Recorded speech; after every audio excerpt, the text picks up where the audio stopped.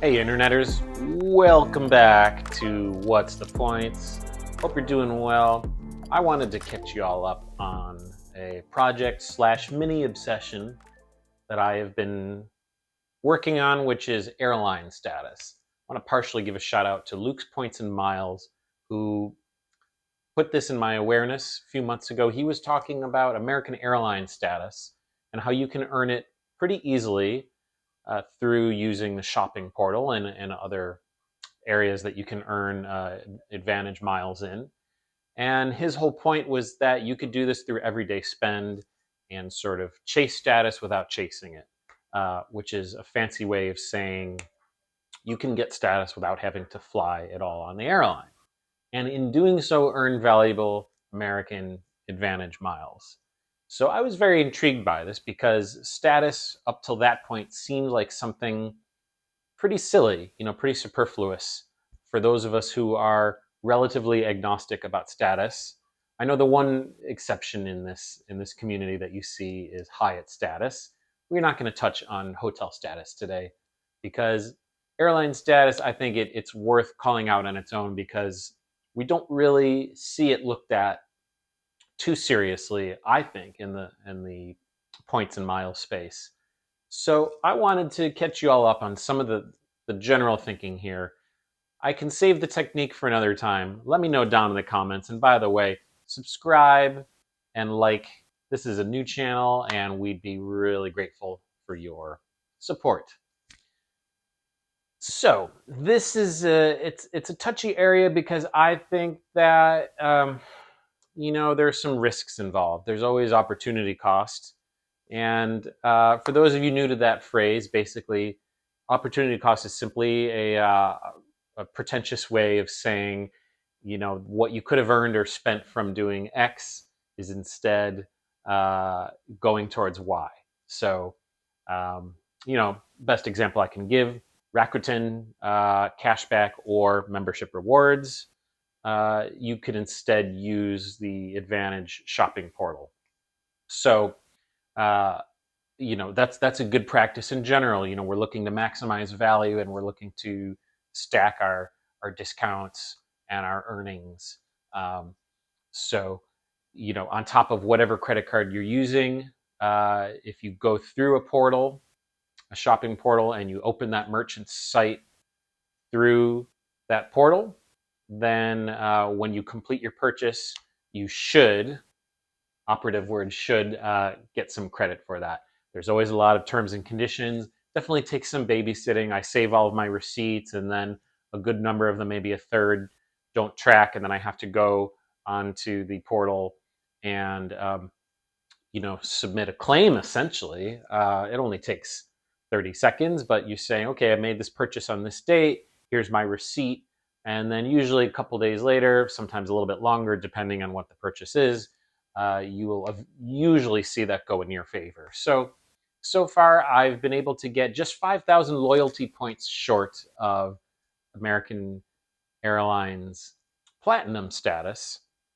And I fly mostly out of the San Francisco SFO airport. And, Alaska Airlines, which is a partner of American, also has a lot of flights out of here. So even though I don't always find the most convenient options when I pair that up with the commensurate status that you are granted, it's not a matching status, but it's like a shared status. They honor your AA status, usually just like a notch below the equivalent level with Alaska. So this is a hypothesis, and I'm testing out. Basically, is all of this work in babysitting, besides the sort of fun and the research purpose of it, and let's be honest, earning a lot of redeemable miles, which are useful for lots of different kinds of redemptions, particularly on other airlines. And so this leads me to my central point of why this is, controversial, or at least maybe not always that interesting to people in this space. The typical and totally a understandable consensus, as I see it, is that if you're mastering the points and miles game, then you're going to have the right combination of flexible currencies and knowledge of the different partners, and just be very skilled at using all these different tools to find the right award space and all this stuff. And I have a long way to go. I'll be honest with that. It's I think a lot of the tools are getting better, and I had a couple redemptions earlier this year that were my first business class redemptions. I do want to make a separate video on that. I've been kind of procrastinating on that because it's been a busy year, but just real quickly, I flew to Amsterdam in April on United, which I redeemed through Avianca, and that was transferred via Capital One miles earned with my Venture X card, which I know I kind of talked some smack on in a previous video. And, I think I've changed my opinion a little bit on that card, actually. But we'll get to that later.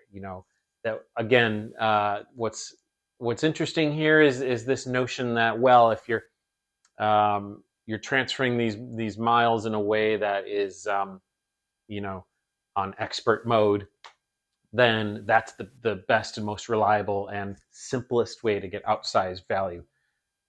The counterpoint to that, looking purely just, let's say, with the amount of redeemable miles you're earning with American, is that actually there's quite a few sweet spots with a lot of different airlines, such as Japan Airlines to the lie flat business class seat from the West Coast, probably lots of other cities, using American miles to book on Japan Airlines. So that's a good example. But also, I've been traveling a lot domestically lately. And, traveling in the US can be a little bit frustrating if you're used to getting outsized value. The outsized value is obviously much easier to get on international flights, never mind international redemptions of hotel points and so forth. But because I've been flying domestically a lot, I'm trying to make the experience a little bit more comfortable. And so part of this equation is I want to test, can I get an appreciable amount of value relative to the effort and the opportunity cost that I'm putting into it?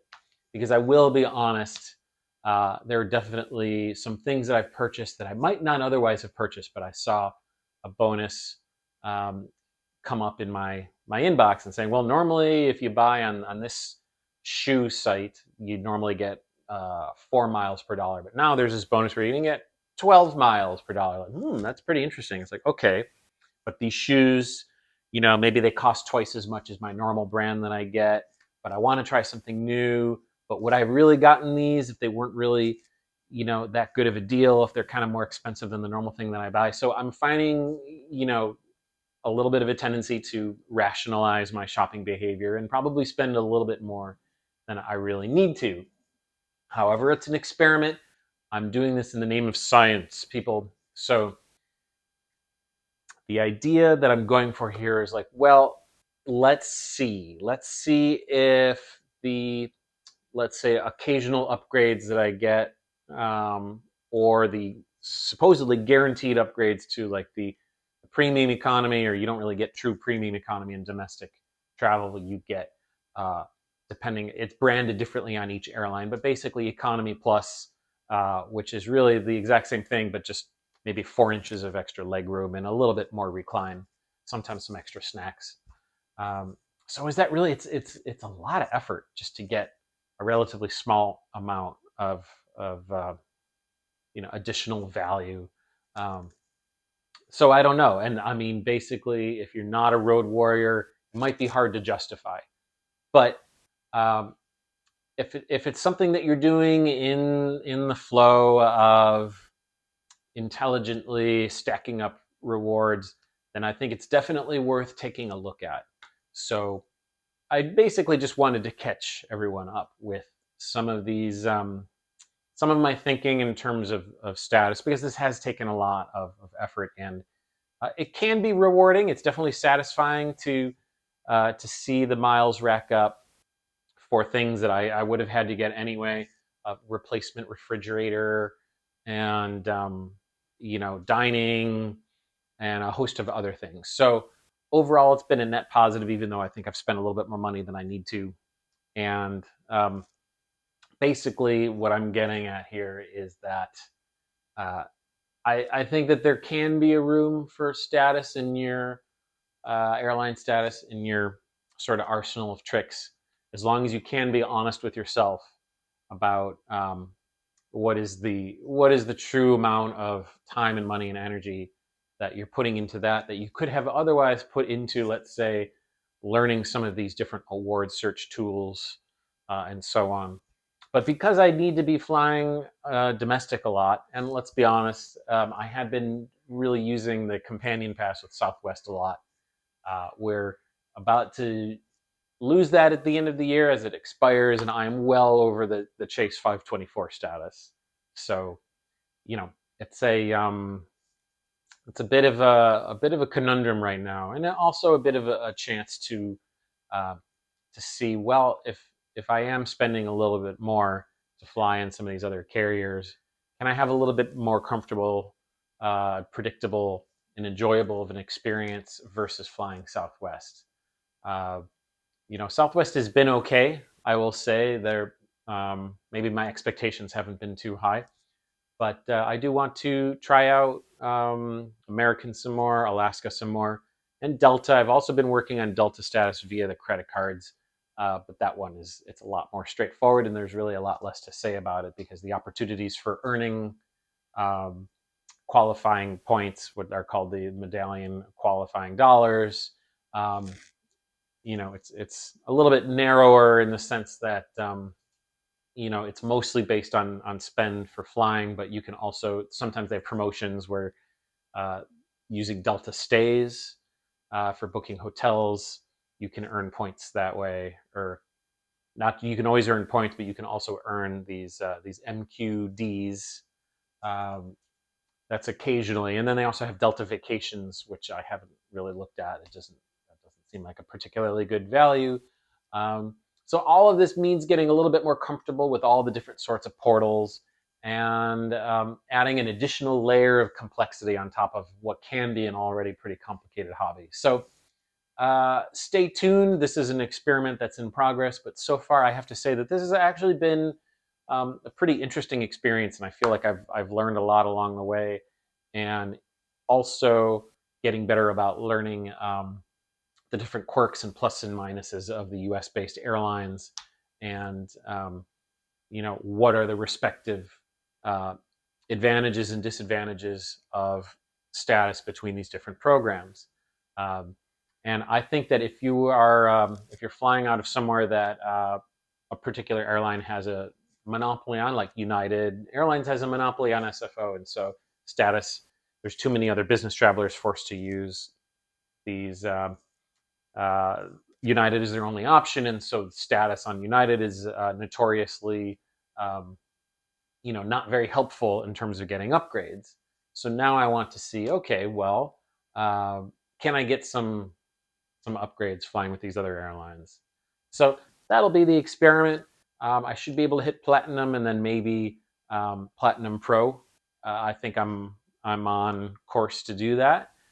One card that's helped me out a lot, kind of a pro tip here, is the Citibank uh, executive MasterCard American Advantage, American Airlines Advantage executive card, which has a couple different tiers of loyalty point bonus. So that's worth checking out.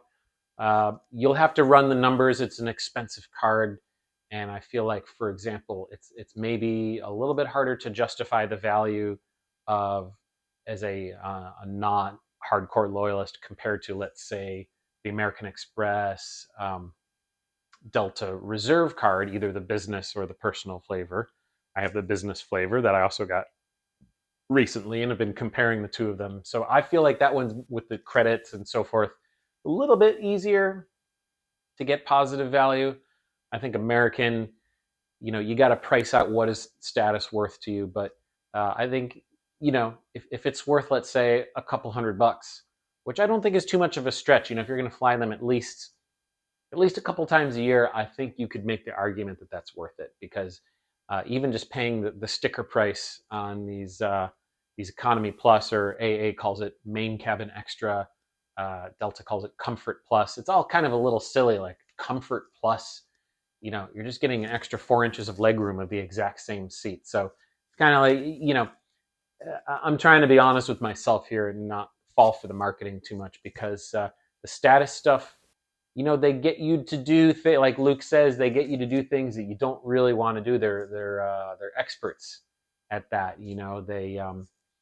It's brilliant marketing, and I gotta say, fine. I'm just enjoying it for what it is right now. But it's easier than you think, and let me know what you're up to in the comments below. I'm curious to see whether you've considered status on any airlines, not necessarily being someone who gets all of their trips reimbursed by their work. For those of us who are just hobbyists, can airline status have a place in your travel strategy as a travel-free agent? If so, let me know your thoughts in the comments. But this has been a pretty interesting area. I know there's a whole bunch of topics surrounding this that I'm not even getting into. So happy to follow up on this with everyone. And until next time, stay safe.